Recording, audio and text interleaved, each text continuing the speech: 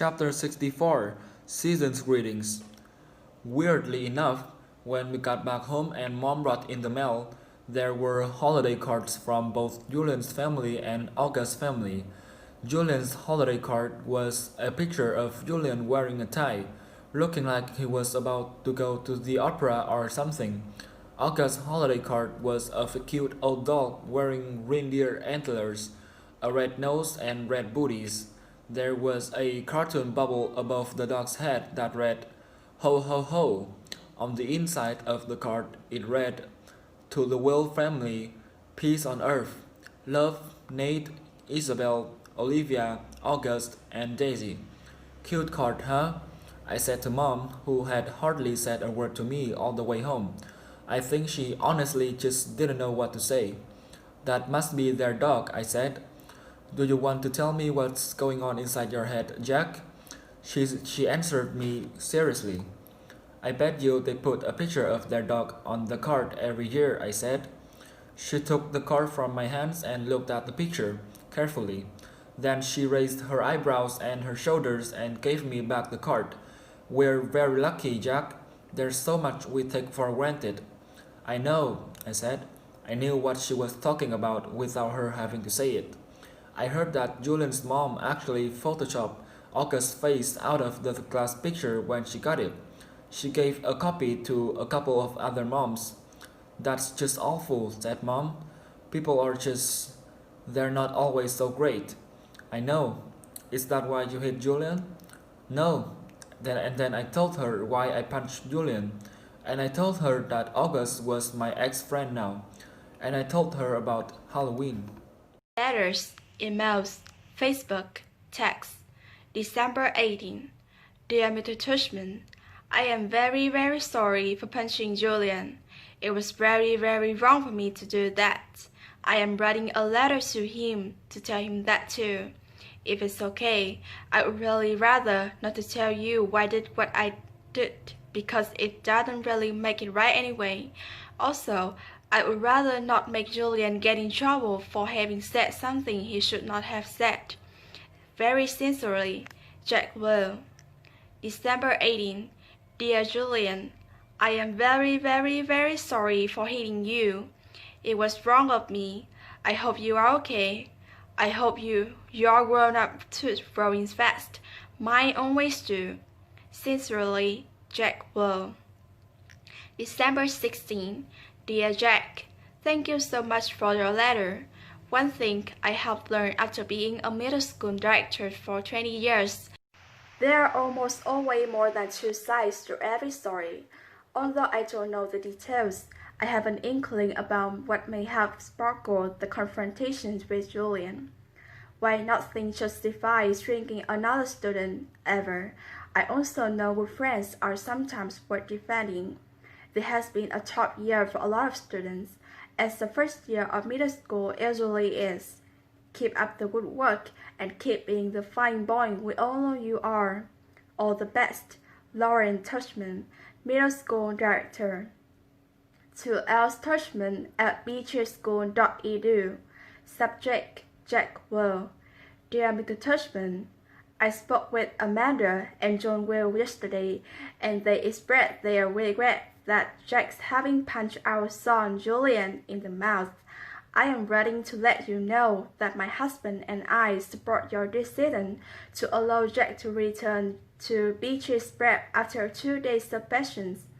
Although I think hitting a child would be valid grounds for expulsion in other schools, I agree such extreme measures aren't warranted here. We have known the Well family since our boys were in kindergarten and are confident that every measure will be taken to ensure this doesn't happen again. At the end, I wonder if Jack's unexpectedly violent behavior might have been a result of too much pressure being placed on his young shoulders. I am speaking specifically of the new child with special needs who both Jack and Julian were asked to befriend.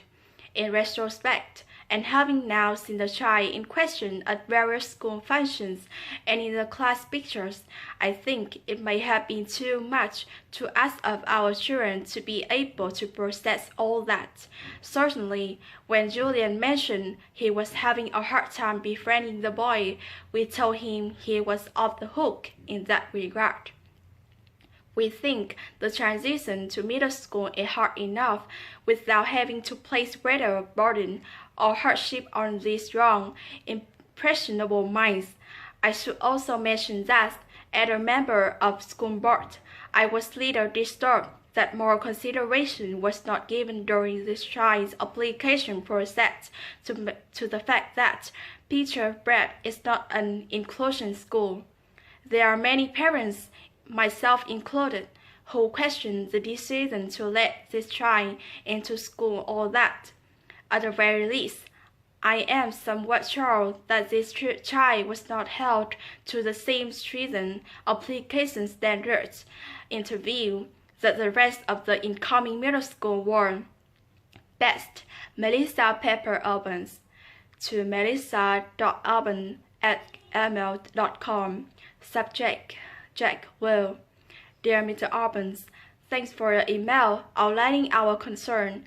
Were I not convinced that Jack Will is extremely sorry for his actions, and were I not confident that he would not repeat those actions, rest assured that I would not be allowing him back to Peter Pratt. As for your other concern regarding to our new student August, please note that he does not have special needs. He is neither disabled, handicapped, nor developmentally delayed in any way, so there was no reason to assume anyone would take issue with his admittance to Peter Pratt, whether it is an inclusion school or not. In terms of the application process, the admissions director and I both feel it within our right to hold the interview off-site at August's home for reasons that are obvious.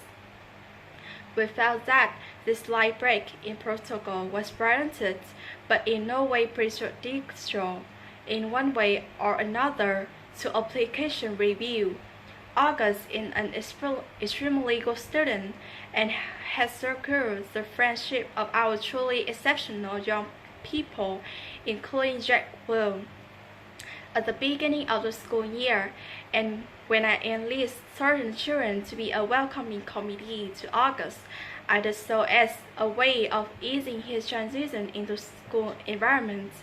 I did not think asking their children to especially kind to a new student would play any extra burdens or hardships on them.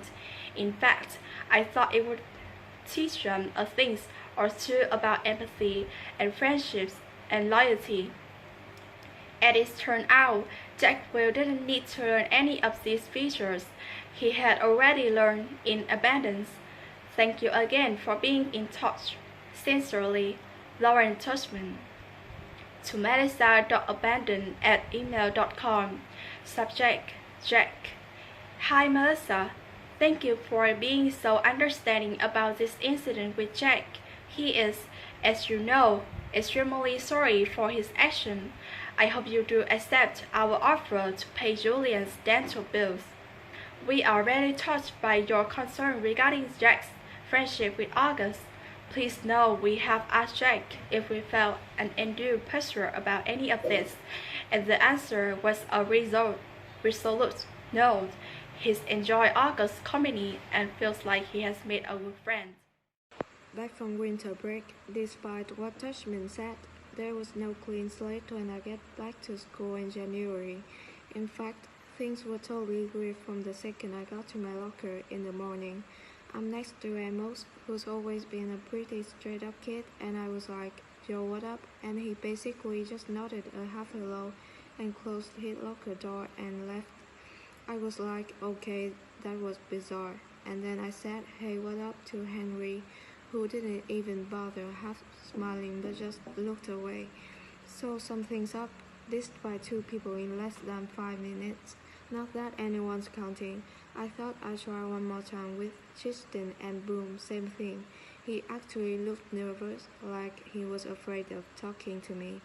I've got a form of the plague now, is what I thought. This is Julian's payback. And that's pretty much how it went all morning. No one wanted to talk to me, not true. The girls were totally normal with me, and August talked to me, of course. And actually, I have to say both Maxie said hello, which made me feel kind of bad for never ever hanging out with them in the 5 years I've been in their class. I hoped lunch would be better, but it wasn't. I sat down at my usual table with Luca and Isaiah. I guess I thought since they weren't in a super popular group, but were kind of middle of the road jock kids, that I'd be safe with them, but they barely nodded when I said hello. Then when our table was called, they got their lunches and never came back. I saw them find a table way over at the other end of the cafeteria. They weren't at Julian's table, but they were near him, like on the fringe of popularity. So anyway, I've been ditched.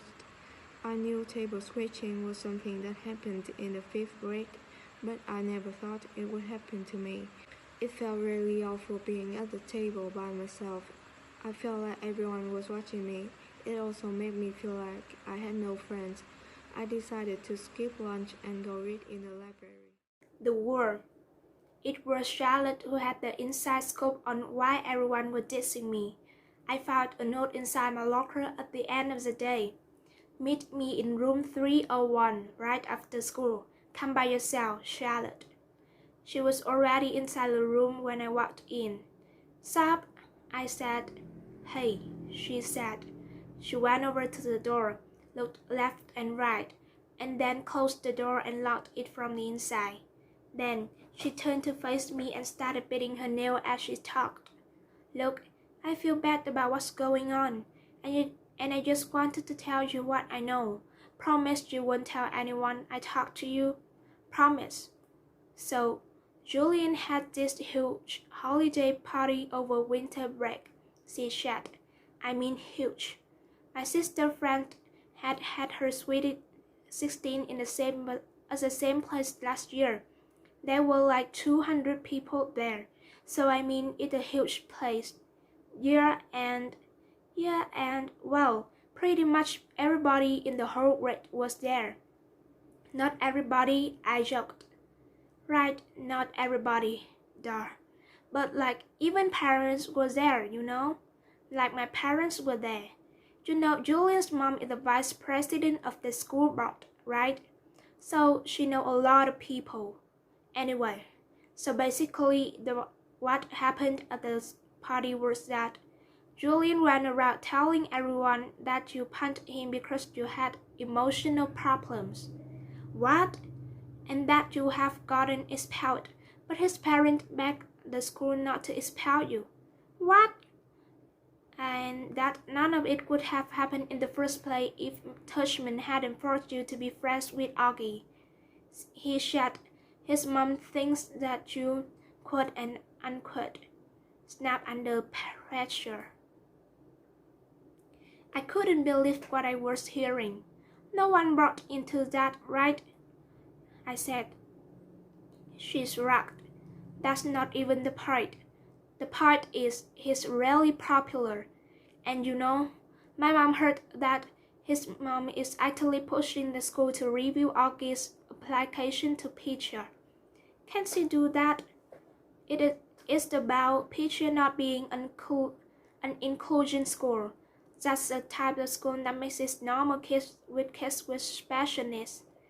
That's just stupid. Augie doesn't have special needs. Yeah, but she's saying that if the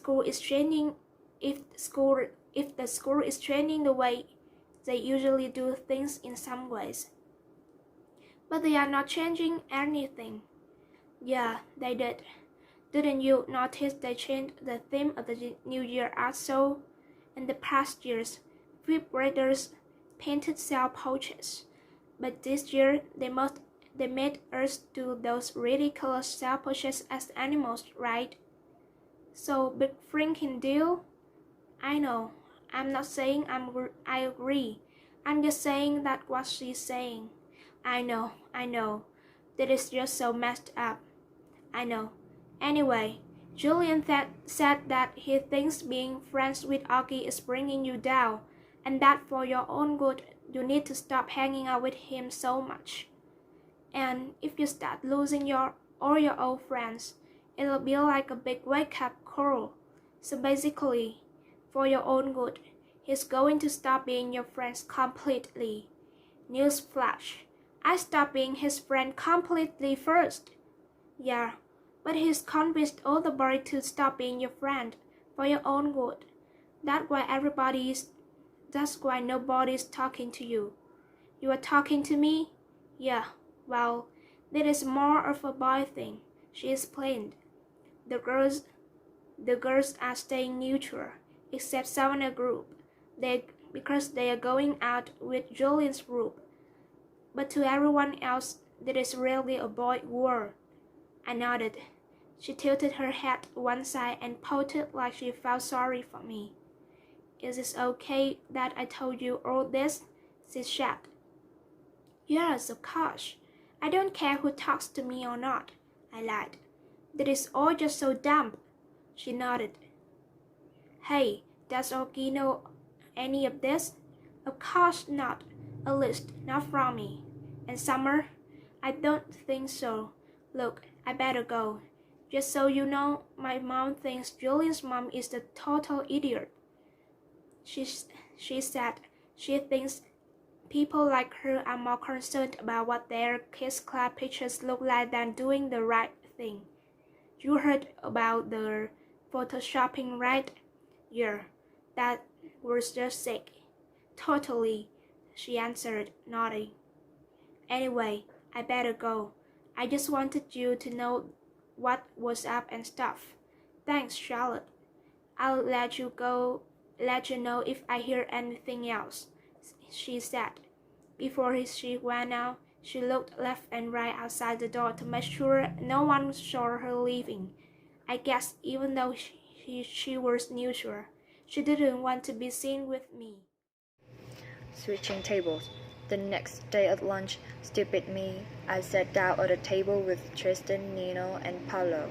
I thought maybe they were safe because they weren't really considered popular, but they weren't out there playing D&D at recess either. They were sort of in-betweeners. And at first, I thought I scored because they were basically too nice to not acknowledge my presence when I walked over the table.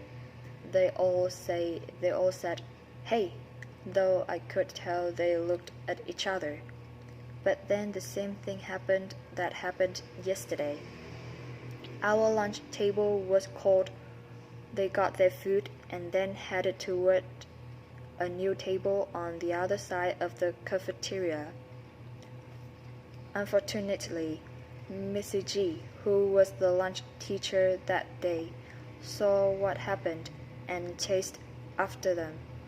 "That's not allowed, boys," she scolded them loudly. "This is not that kind of school. You get right back to your table." Oh, great. Like that was going to help. Before they could be forced to sit back down at the table, I got up with my tray and walked away really fast. I could hear Missy G call my name, but I pretended not to hear and just kept walking to the other side of the cafeteria, behind the lunch counter. "Sit with us, Jack." It was Summer. She and August were sitting at the table, and they were both waving me over. Why I didn't sit with August the first day of school. Okay, I'm a total hypocrite, I know. That very first day of school, I remember seeing August in the cafeteria. Everybody was looking at him, talking about him. Back then, no one was used to his face or even knew that he was coming to Beecher. So it was a total shocker for lovely people to see him there on the first day of school. Most kids were even afraid to get near him. So when I saw him going into the cafeteria ahead of me, I knew he would have no one to sit with. But I just couldn't bring myself to sit with him. I had been hanging out with him all morning long because we had so many classes together. and I guess I was just kind of wanting a little normal time to chill with other kids. So when I saw him move to a table on the other side of lunch counter, I purposely found a table as far away from there as I could find. I sat down with Isaiah and Luca even though I had never met them before, and we talked about baseball the whole time, and I played basketball with them at recess. They became my lunch table from then on. I heard Summer had sat down with August, which surprised me because I knew for a fact she wasn't one of the kids that Tushman had talked to about being friends with Augie. So I knew she was doing it just to be nice, and that was pretty brave, I thought. So now here I was sitting with Summer and August, and they were being totally nice to me as always.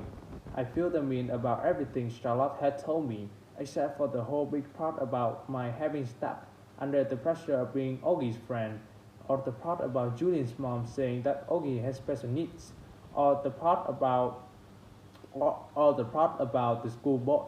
I guess all I really told them about was how Julian had had a holiday party and managed to turn the whole grade against me. It just feels so weird, I said, to not have people talking to you, pretending you don't even exist. Augie started smiling. The thing, he said sarcastically. Welcome to my world. Wonder Challenge, Chapter 4, Size. So here are the official size, and said Summer at lunch the next day. She pulled out a folded piece of loose leaf paper and opened it. It had 3 columns of names: Jack's side, Jack's August, Red, Max G, and Max W. Julian's side: Miles, Henry, Amos, Simon, Tristan, Paulo, Nino, Isha, Luca, Jack, Tolan, Roman, Ben, Emmanuel, Zell, Tomaso, Neutral, Malik, Remo, Joe, Liv, Ram, Ivan, and Russell. Where did you get this? Said OG, looking over my shoulder as I read the list. Charlotte make it? Summer answered quickly. She gave it to me last period. She said, she thought you should know who was on your side, Jack. Yeah, not many people, that's for sure, I said. Red is, she said, and the 2 Maxes. Great, the nerds are on my side. Don't be mean, said Summer. I think Charlotte like you, by the way. Yeah, I know. Are you going to ask her out? Are you kidding? I can't. Now that everybody acting like I have the target. The second I said it, I realized I shouldn't have said it. There was this awkward moment of silence. I looked at OG. It's okay, he said. I knew about that. Sorry, dude, I said. I didn't know they call it. It's a black girl, thought he said. I figured it was more like the cheese touch or something. Oh yeah, like in Diary of a Vampire Kid. I nodded. The black girl actually sounded cooler, he joked, like someone could catch a black death of ugliness. As he says it, he made air quote. I think it's awful, said Summer, but OG short while talking a big sip from the juice box. Anyway, I'm not asking Carrot out, I said. My mom thinks we're too young to be dating anyway, she answered. What if Brett asked you out? I said. Would you go? I could tell her she was surprised. No, she said. I'm just asking, I laughed. She shook her head and smiled. Why, what do you know? Nothing, I'm just asking, I said. I actually agree with my mom, she said. I do think we are too young to be dating. I mean, I just don't see what the rush is. Yeah, I agree, said August, which is kind of a shame, you know. What with all those babies who keep throwing themselves at me and stuff. He said this in such a funny way that the milk I was drinking came out of my nose when I laughed, which made us totally crack up. Chapter 71, August's House. It was already the middle of January, and we still hadn't even chosen what science fair project we were going to work on. I guess I kept putting it off because I just didn't want to do it. Finally, August was like, dude, we have to do this. so we went to his house after school. I was really nervous because I didn't know if August had ever told his parents about what we now called the Halloween incident. Turns out the dad wasn't even home and the mom were out running errands. I'm pretty sure from the 2 seconds I had spent talking to her that Argy had never mentioned a thing about it. She was super cool and friendly toward me. When I first walked into Argy's room, I was like, wow, Argy, you have got a serious Star Wars addiction. He had ledgers full of Star Wars miniatures and a huge The Empire Strikes Back poster on his wall. I know, right? He laughed. He sat down on a rolling chair next to his desk, and I flopped down on a beanbag chair in the corner.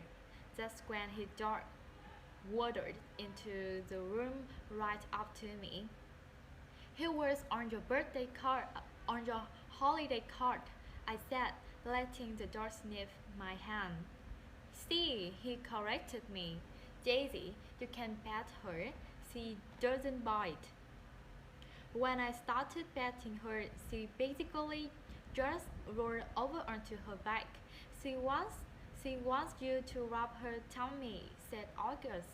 Okay, this is the cutest dog I've ever seen, I said, rubbing her stomach. I know, right? She's the best dog in the world, aren't you, girlie?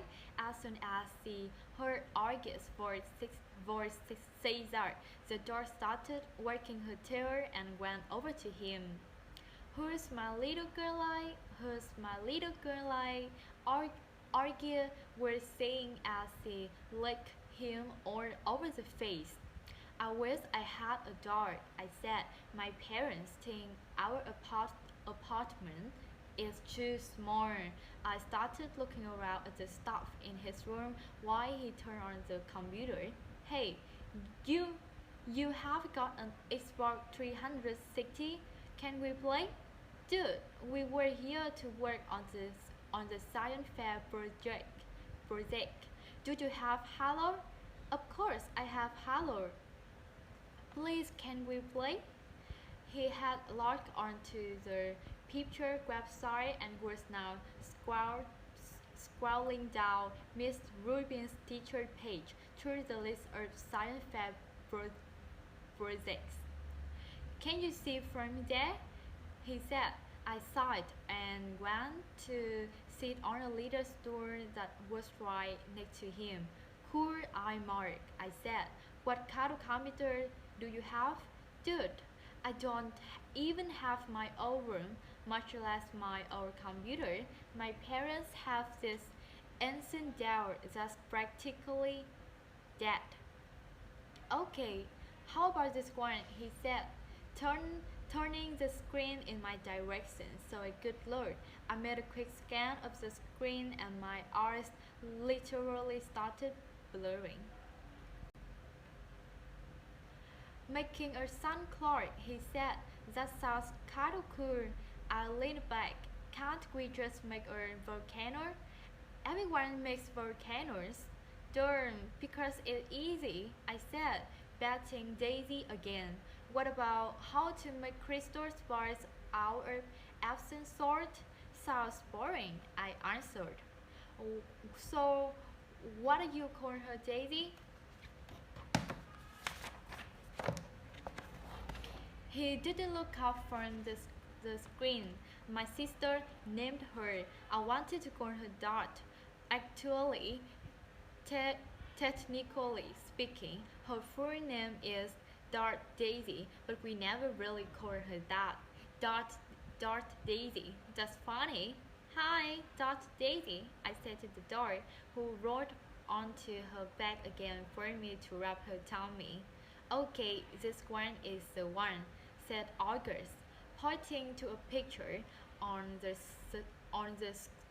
screen and screen of a bunch of potatoes with grass poking out of them.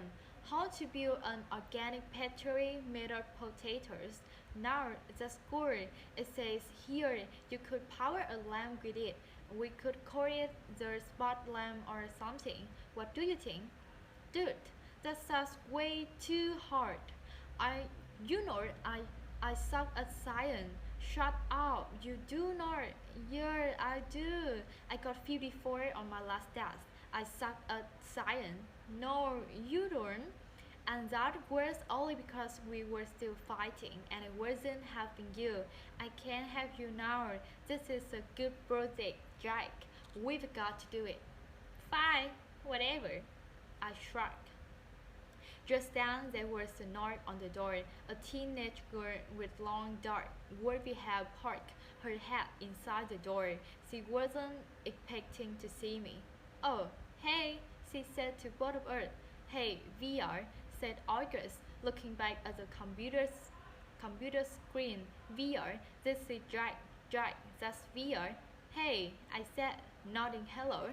Hey, she said, looking at me carefully. I knew the second August said my name that he had told her about the stuff I had said about him. I could tell from the way she looked at me. In fact, the way she looked at me made me think she remembered me from that day at Cover on Masford Avenue all those years ago. Argy, I have a friend I want you to meet. Okay, she said. He's coming over in a few minutes. Is he your new boyfriend? August teased. VR kicked the bottom of his chair. Just be nice, she said and left the room. Dude, your sister is hard, I said. I know. She hates me, right? You told her about the Halloween incident? Yeah. Yeah? She hates me or yeah? You told her about Halloween? Both. The boyfriend. 2 minutes later, the sister came back with this guy named Justin. Seemed like a cool enough dude. Longish hair, little round glasses. He was carrying a big, long, shiny silver case that ended in a sharp point on one end. Justin, this is my little brother, August, said Via, and that's Jack. Hey guys, said Justin, shaking our hands. He seemed a little nervous. I guess maybe it was because he was meeting August for the first time. Sometimes I forget what a shock it is the first time you met him. Kurum. Are you Via's boyfriend? Augie asked mischievously, and his sister pulled his cap down over his face. What's in your case? I said. A machine gun? Ha, he answered the boyfriend. That's funny. No, it's a fiddle. Justin is a fiddler, said Via. He's in a zydeco band. What the heck is a zydeco band? Said Augie, looking at me. It's a type of music, said Justin, like Creole music. What's Creole? I said. You should tell people that's a machine gun, said Augie. Nobody would ever mess with you. Ha, I guess you're right, Justin said, nodding and tucking his hair behind his ears. Creole is the kind of music they play in Louisiana, he said to me. Are you from Louisiana? I asked. No, he answered, pushing up his glasses. I'm from Brooklyn. I don't know why this made me want to laugh. Come on, Justin, said Via, pulling him by the hand. Let's go hang out in my room. Okay, see you guys later. Bye, he said. Bye. Bye. As soon as they left the room, Augie looked at me, smiling. I'm from Brooklyn, I said, and we both started laughing hysterically.